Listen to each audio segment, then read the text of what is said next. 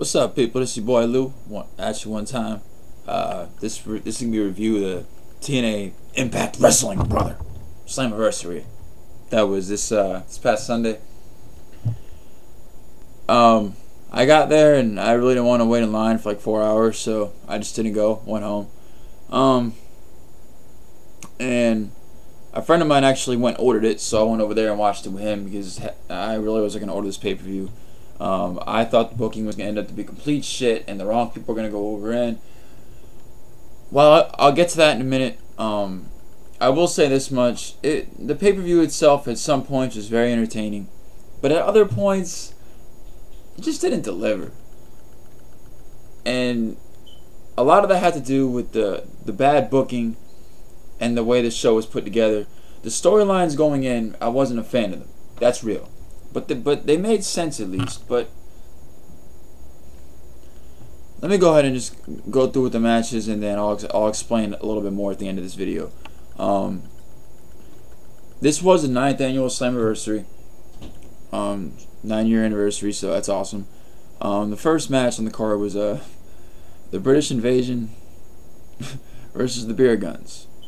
Now, as far as I'm concerned, the British Invasion should not even have a title shot. This should have been Mexican America.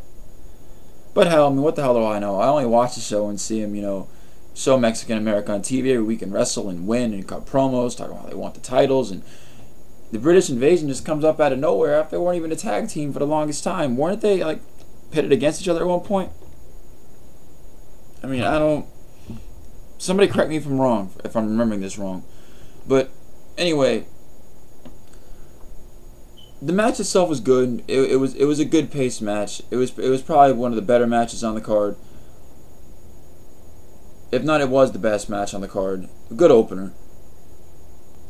The only thing that I was kind of disappointed about was the fact that the Goody Goodies won.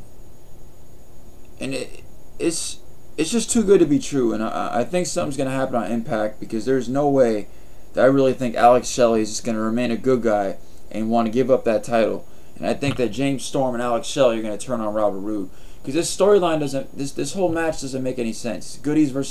It's goodies versus bad guys, but another goodie's helping the goodies, and like he's not going to make anything out of it. He's not going to get anything out of it. No, it doesn't make any sense. And with the way Vince Russo, whoever the hell's writing these damn shows books, that's probably what's going to happen. But that's my guess. But the match was good. I said I think it was the best match on the card, probably, my opinion. Next match we had was the Matt Morgan versus Steiner. I actually walked out on this match. I actually had to go to the bathroom. I seen part of it. I did see the end of it. Matt Morgan did win this match, so thank God. They have had this little incessant feud, and I was afraid that, even though Morgan, got pinned like a couple of weeks ago by Steiner, I figured, oh my God, team let Steiner win anyway, because but they did something right there, so that was good. I can't complain there about that match. The right people did go over. That's good. Going on to the next match was the Extreme Championship match, because they can't call it the X Division anymore. That's completely buried. Go figure. We all knew going into this Abyss was gonna win. There was a lot of good points in this match. It wasn't that bad, but the crowd was just dead silent. So man, it kind of killed whatever action was even in the match in general. The end of the match came when Brian Kendrick hit like the back of the head of Kazarian, and Abyss dragged him out of the ring and then went and covered him 1, 2, 3. That was that. Just the further burial of the X Division is completely unnecessary. And is killing the show. And in this next pay-per-view, the Destination X is supposed to be an X Division pay-per-view. It's going to be an X Division burial pay-per-view, the final burial. That's what it seems like to me, people. Alright, the next match was Samoa Joe versus Crimson. Joe lost. I mean, big whoop. He's lost like every match in his career since his title run that he had when he lost it, and he's been a jobber ever since. Whoever the hell he's went up against. So what the fuck does it matter? They even gave him Taz at one point, tried to build him up. He fucking flopped like shit. I don't see what this proves. It just proves that he could beat Crimson could beat a bunch of glorified jobbers or people that have never been champion in any other company. Oh, my bad. Matt Hardy held the U.S. title and ECW titles, which in WWE, ECW title doesn't exist anymore and it was irrelevant, and the U.S. title is completely irrelevant too. So whatever, man. He's beating a bunch of jobbers, whatever. But he won. It wasn't a bad match. It was an okay match. I'm not going to complain about the wrestling. The right person did go over, so start with the wrong person. This match should have had some build. Joe should have got some wins or something. This could have been Bound for Glory. Just saying. Just saying. Brother. Hear me, Hulk Hogan. Fuck you, Hulk Hogan, brother. And then we had Mickey versus Angelina Love.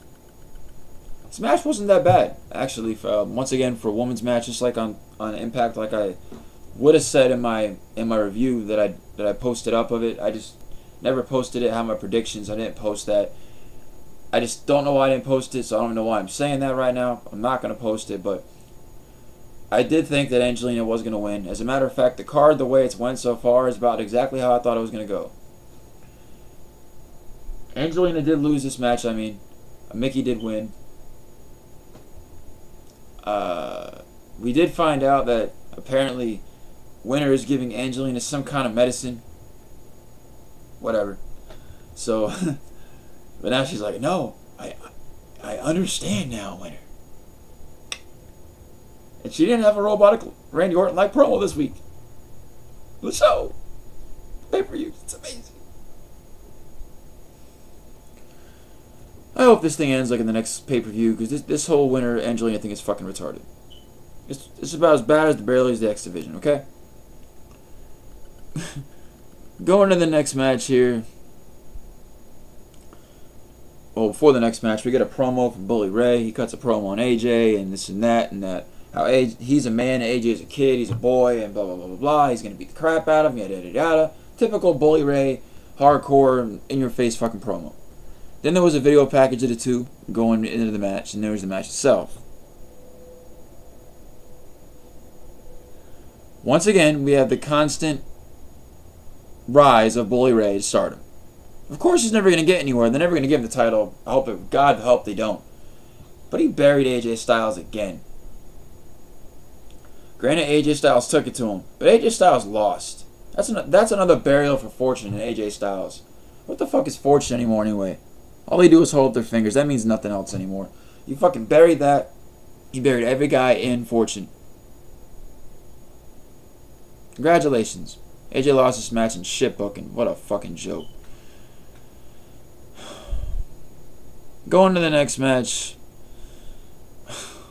Sting versus Anderson.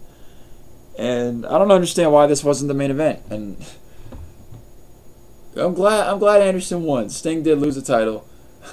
Sting thought he had the pin because Bischoff was down at ringside. He made one of the counts for the referee, and it wasn't the ref that made the 3 count. And it was freaking funny. But glory to God, people. Sting is no longer the champion. Maybe, I don't know, Sting, you can now maybe retire.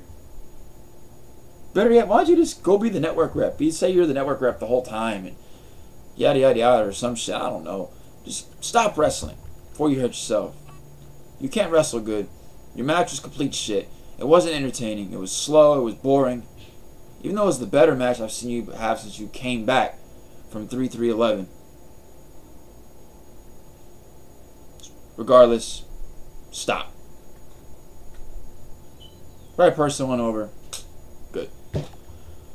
Now, going into the next match, there's no idea why this is even the main event, was Kurt Angle and Jeff Jarrett.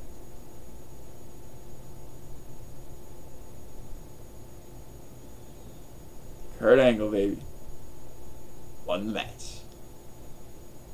It was a good match. I don't think it was as good as your last match, but it was good. I'm not gonna complain. They made it really tell the story, and they did a really good job in the ring. I'm happy with it.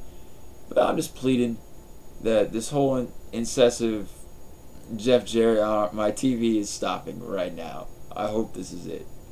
Because Kurt Angle is now the #1 contender for the title. Jeff Jarrett can't whine anymore. Go home and take care of your fucking wife, you stupid piece of shit. Okay.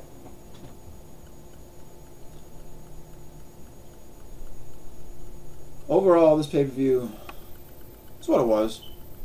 I think that the shows building up to the pay-per-view were better than the pay-per-view itself. I hate to say that, but I really do think so. This pay-per-view wasn't that great. It did not deliver in a lot of ways. Some of the right people went over. Some people didn't. Matt Morgan went over. That was good. The whole beer guns, my bad, and invasion angle made no sense. It should have been Mexican America, and at that point, maybe Alex Shelley and James Storm would have turned on Robert Roode or something, and Robert Roode could have a singles career. I don't know. It should have been something different. Alright? That match was poorly booked. It made no sense. The booking was shit. Alright? The X Division match, or Extreme Rules match winner, was shit. We all know that was going to happen, but it's further buried the X Division. That was stupid, crappy booking. Alright? The Angle Jarrett match being the main event, that's crappy booking. Why would the #1 contenders match be the main event? It should be your World Championship title being the main event.